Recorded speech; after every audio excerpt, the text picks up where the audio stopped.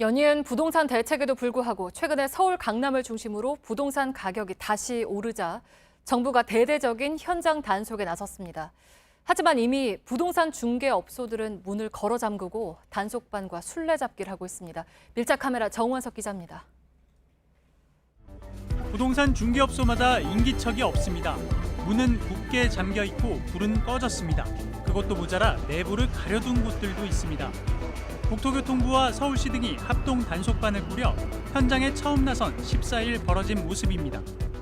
3.3제곱미터당 가격이 1억 원에 육박하는 한 강남의 아파트 단지 인근 상가인데요.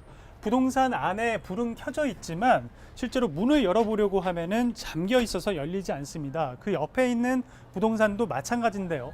아예 불은 꺼져 있고 문도 잠겨 있습니다. 이 상가 1층에만 부동산이 무려 16개나 되는데 문을 연 곳은 2군데밖에 되지 않습니다. 당신 부동산이 나오는데요. 여기 근처에 있다고? 커피, 여기 옆에. 커피 지금 어디?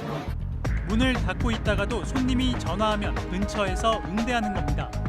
인근의 다른 아파트 단지, 문은 잠겨 있지만 전화를 해보면 금세 받습니다. 오늘 단속 때문에 그래요. 내일 오시면 돼요. 문을 저희가 닫고 있긴 하는데 안에 이제 있긴 하거든요. 부동산들은 대부분 현장 단속에 대해 거부감을 나타냅니다.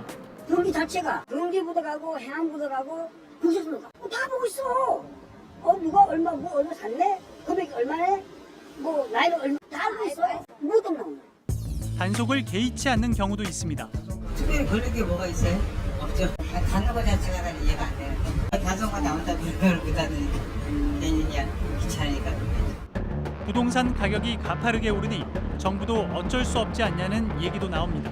3년 전에는 분양할 때 1,500평짜리가 13억이에요. 지금 26억. 계약금 10%면은 1억 3천 넣어놓고 13억이 오른 거예요. 그 정도로 오르면은 이건 정책 수단이 나오지. 아니, 저 팔았어요. 골프 시작할 때 40년 넘었는데 잘 몰라가지고 그래가지고 정보를 알아야 되고 그러니까 죽을 맛이죠. 단속 이튿날째에는 문을 연 부동산 중개업소를 찾아보기가 한층 수월해졌습니다. 강남의 한 상가 한쪽 면을 따라서 부동산 6군데가 모두 문을 연 모습도 찾아볼 수 있는데요. 단속 정보를 어느 정도 공유하고 있기에 가능하다고 합니다. 어제 같은 경우는 닫았는데 오늘 조금 열었다 또 지금 거의 아마 닫을 거예요. 3정도까지 왔다니. 어제는 아예 바꿔 왔다고 해서 닫으라는데 그냥. 부동산 중개업소에 대한 단속도 중요하겠지만 사실 핵심은 실제 일어난 거래들 가운데 의심 사례들에 대한 단속입니다. 많게는 수십억이 오가는 고가 주택 거래에 차입금, 그러니까 빌린 돈이 대부분인 경우들이 이에 해당합니다.